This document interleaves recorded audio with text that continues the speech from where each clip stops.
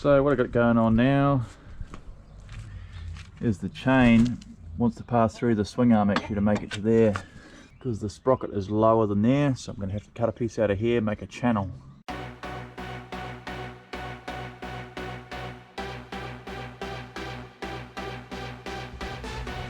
Okay, so I've cut a piece out of that. I'm going to replace it with a bit of 40 by 40 box section that I'll channel out to fit in there. And I'm going to make a strong back underneath the swing arm, so I'll take that off shortly and do that. But I've made a mistake with the brake, so I'll show you what I've done. Okay, so I've got the brake in there, and the bottom is connected via this alloy piece to the frame. But what I've realised is when I push the suspension down, it's going to pull the caliper in towards the brake centre, so that's not going to work. I'm going to have to do it a different way. So got the swing arm off now, ready to take it into work and weld it up and make a strengthening backbone on the back of it. Look, just cutting that piece out of it has twisted the swing arm, so I'll have to straighten it a bit first.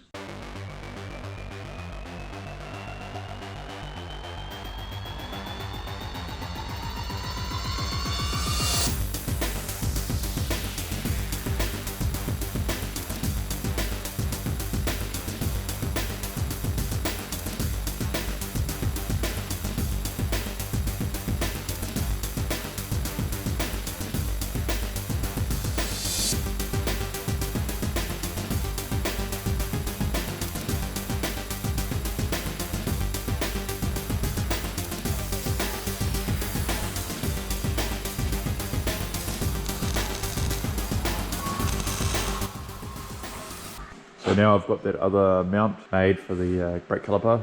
This is the right way up now. And now I've got to put this channel in, put this bit of box in here, cut the top out of it so that the chain can run through there. And I'm going to drill holes in these plates and make them cap the end as well as be the chain tensioner.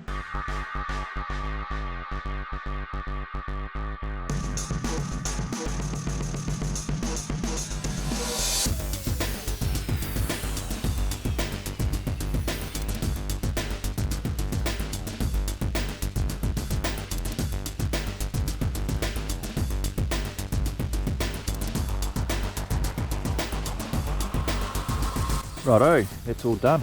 It's all welded up, and I've just given it a grind up on all the edges so it's not so pointy. That's the bottom side. That's the top side. It's a bit heavier now, but looks nice and strong. Shouldn't twist up. So I'm just going to give that a paint job. Also got a package in the mail. I think this is my chain. Actually, I got a special saw for opening this.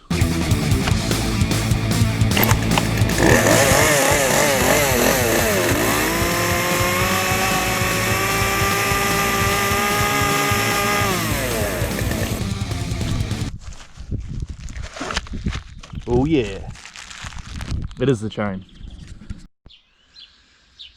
There you go, the swing arm's been painted. And now it's back on, which was a bit of a mission because it must have pulled in a bit from all the welding, so I had to stretch it out. I've got a pretty sweet way of jacking the back of this up. Check this out.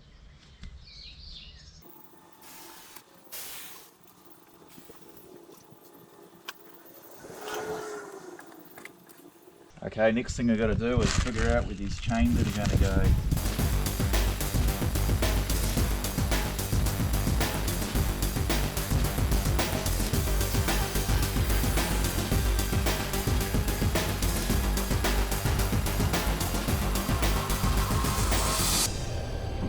So I've got both the chains on here now, but there's a few scraping issues.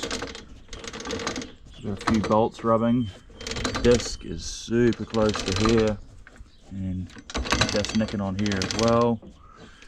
And this chain was only just long enough, it's all the way forward on the adjustment, so I might put a couple more, and I put another link in this chain, and I might grind this disc down a bit, grind the lumps off it just so it clears a bit safer. Okay, I've sorted these chains out. I've had a lot of making spaces and packing things out and grinding stuff to make them fit. I put an extra link in this chain, so it looks a bit weird, but oh, it's kind of tight. Oh, it's on the ground. And I also made this little tensioner here that pulls on it like an old school motorbike chain tensioner. Didn't video any of it because it was a bit boring and frustrating, but I'm going to try and start it up. So I'm going to have to stand on here when I start it, and I'm going to try and spin the wheels. Just got to get ready on the kill switch in case it all goes wrong. I'm going to spin the wheel, Mia. You going to watch? What? Come watch. Have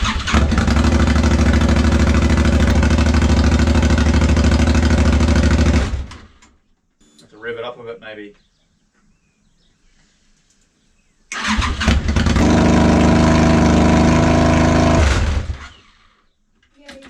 Oh, it might be the chain, the stand lever. What does that mean? See, there's this little button down here, Mia. Yeah. This here tells you if the stand's up or down. I think maybe that's why it stops the motor, so you can't take off the stand down. But obviously, since I don't have a stand, it just kills the motor. So if I clamp this up, maybe it will work.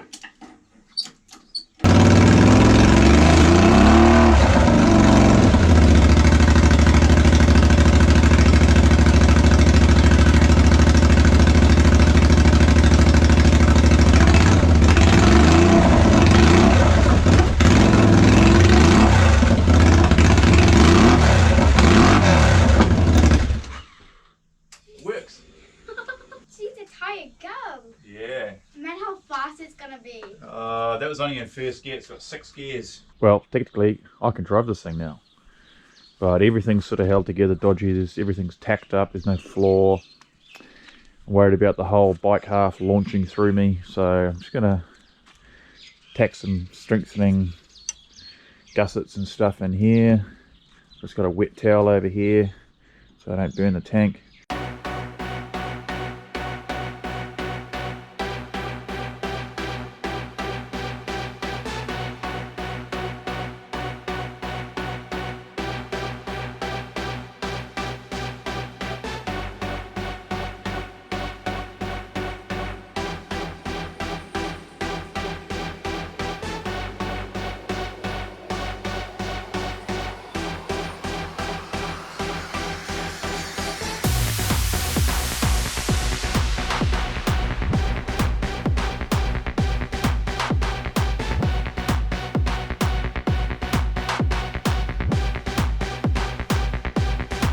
Okay, got that front panel on there now, time for a test ride.